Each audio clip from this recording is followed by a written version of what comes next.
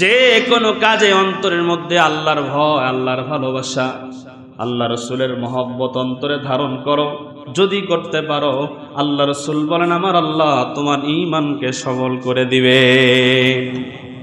এখানে একটা প্রশ্ন হতে পারে, রসুল বলছেন লা ইয়ানজুরু ইলা সুওয়ারিকুম ওয়ালা ইলা আমালিকুম। আল্লাহ নাকি সুরত দেখেন না, তাহলে দাড়ির দরকার কি? আল্লাহ তো বাহির দেখেন না, পাঞ্জাবির দরকার কি, টুপির দরকার কি, পাগড়ির দরকার কি? এগুলোর তো দরকার নাই। আল্লাহ রাসূল বলেন মান তাশাব্বাহা বিকওমিন ফাহুয়া মিনহুম। অবশ্যই আল্লাহ পাক রব্বুল আলামিন হাশরের ময়দানে আপনাকে দাঁড় করাবেন কার সাথে? কয় যাকে আপনি অনুসরণ করবেন। পাঞ্জাবি, দাড়ি তো প্রত্যেক রসুলের একটা দায়ী সুন্নাত। এমন কোন রসুল নবী পৃথিবীতে ছিল না যাদের দাড়ি ছিল না। পাঞ্জাবি ইসলামের পোশাক, টাই ইহুদিদের পোশাক, পাঞ্জাবি টুপি এগুলো ইসলামের প্রতীক, ইসলামের লেবাস। হ্যাঁ, টুপি ছাড়া নামাজ হয়, টুপি না পড়লেও জান্নাতে যাওয়া যায়, টুপি না পড়লে কেউ জাহান্নামে যাবে না, পাঞ্জাবি না পড়লে কেউ জাহান্নামে যাবে না।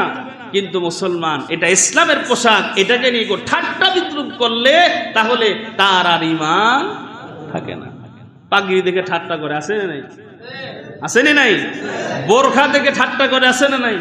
ভাই এমন এমন পরিস্থিতি তৈরি হয়েছে দেশে যে বোরকা পরা মহিলা এমন ভাবে রাস্তায় চলে, দেখলে আফগানিস্তান মনে হয়। ওরে বাটফার, আসেনি এরকম বাটফার?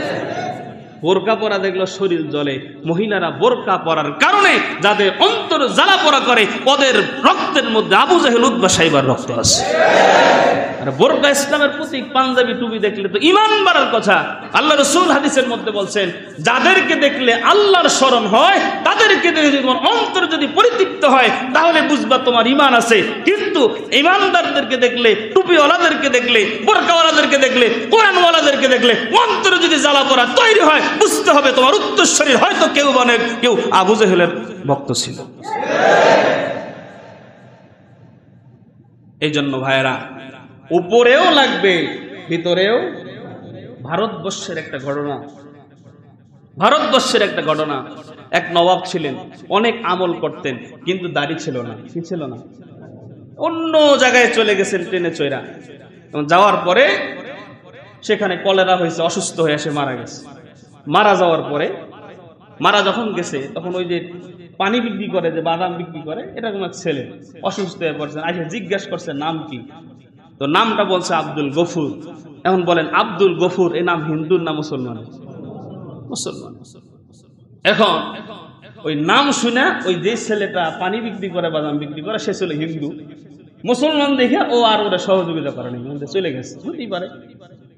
এখন সে ওই জায়গায় মারা গেছে অসুস্থ হইয়া। এখন মারা যাওয়ার পরে এখন মানুষ টেনশনে পড়ে গেল, এখন কি তার জানাজা দেব নাকি চিতায় পড়াবো?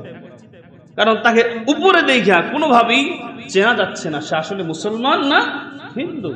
তো যাক, পর্যায়ক্রমে ওই ছেলেটা আবার ঘুরতে যখন আসছে, আইসা দেখে যে ওই লোক মারা গেছে, সে জানে এটা মুসলমান।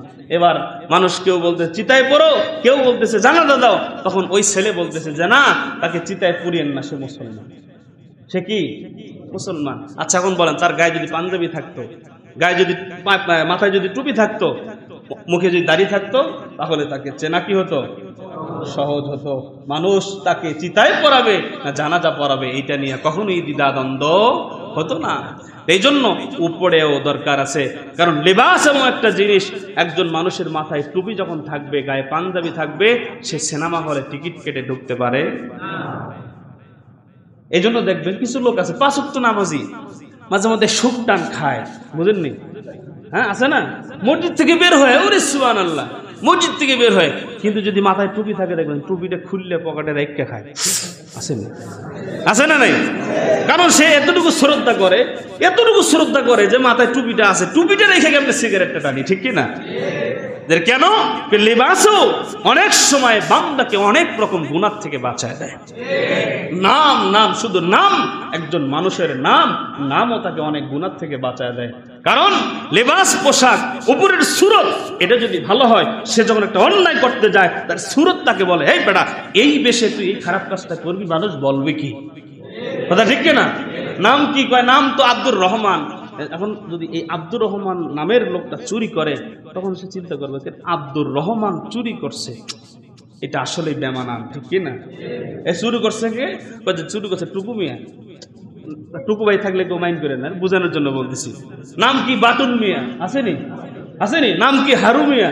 ওরে সুবহানাল্লাহ, কত রকম নাম, যে নাম কোন ইতিহাসের পাতায় পাওয়া যায় না, ঠিক কি না?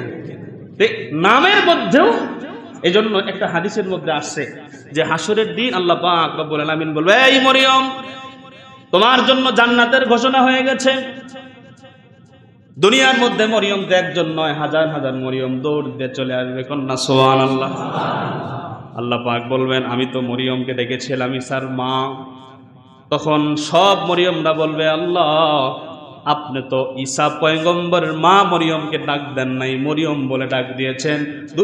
দুনিয়ার জমিনে আমাদের নাম মরিয়ম ছিল বিদায় আমরা আশা নিয়ে আপনার কাছে দৌড় দিয়ে চলে এসেছি। সুবহানাল্লাহ।